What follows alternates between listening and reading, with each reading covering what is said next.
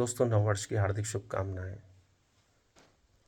नववर्ष में सभी स्वस्थ रहें, मस्त रहें। स्वस्थ रहने के लिए आवश्यक है कि हमें पर्याप्त पोषण मिले, क्योंकि हमें मालूम है अंग्रेजी दवाइयों से, रासायनिक खाद से पोषण की कमी हमारे खाद्यान्न में, सब्जियों में, अनाज में, दालों में हो रही है।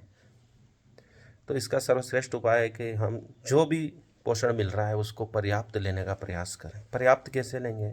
जब हम भोजन को अच्छी तरह चबाएंगे। अमेरिका में भोजन को अच्छी तरह करने का विज्ञान सिखाने के लिए 1.5 लाख रुपए पर मंथ व्यक्ति से लिए जा रहे हैं। उसमें वे भोजन को अच्छी तरह चबाना सिखाते हैं। मात्र एक ब्रेड का टुकड़ा आपको दे देंगे और दिन भर उसे थोड़ा थोड़ा खाने के लिए कहेंगे। एक थोड़े से पीस जो हमारे अंगूठे के नाखून के बराबर होता है, उसको कम से कम 40-50 बार चबाया जाता है।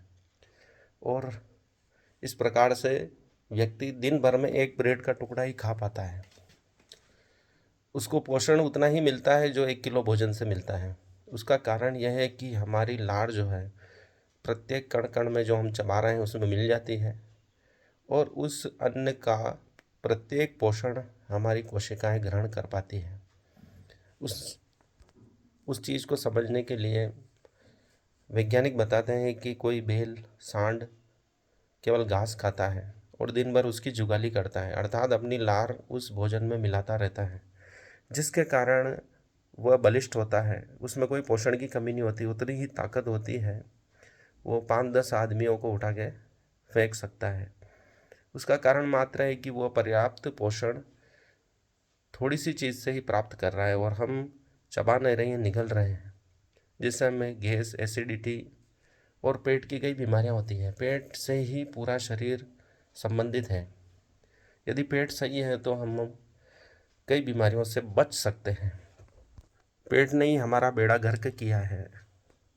यदि हमारा पेट भोजन को अच्छी तरह पचाना सीख जाए, उसके लिए आवश्यक है हम शुरू से ही, हमारा मुंह से ही पाचन प्रारंभ हो जाता है और भोजन के प्रत्येक कण में लार मिलना आवश्यक है। लार भोजन में मिलकर भोजन को पचाने में सहायक बनती है। पेट में पाचक रस व्यवस्थित स्त्रावित होते हैं और हमें एक उत्तम स्वास्थ्य मिलता है। हम जो भोजन को निगलते हैं उसके कारण गैस, एसिडिटी इत्यादि व्याधियां उत्पन्न होती हैं। इसलिए ऋषि मुनि कहा करते थे, भोजन को अच्छे मन से करना चाहिए। जब हमारा मन उदास है, खराब है, क्रोध में है, तो ऐसे खराब मन के साथ भोजन कभी नहीं करना चाहिए।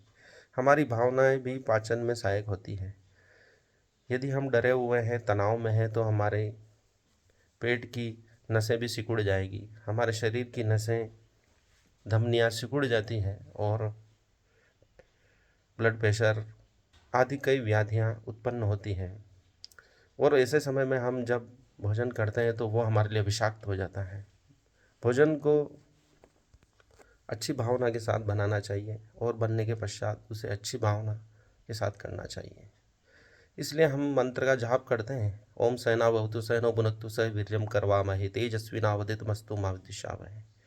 मतलब ये भोजन हमें तेज प्रदान करें, हम परमात्मा और हम एक साथ भोजन करें और ये भोजन की शक्ति हमें ऊर्जावान बनाए, स्वस्थ बनाए, बुद्धिमान बनाए, तेजस्वी बनाए। ऐसी भावना भोजन के साथ की जाती है।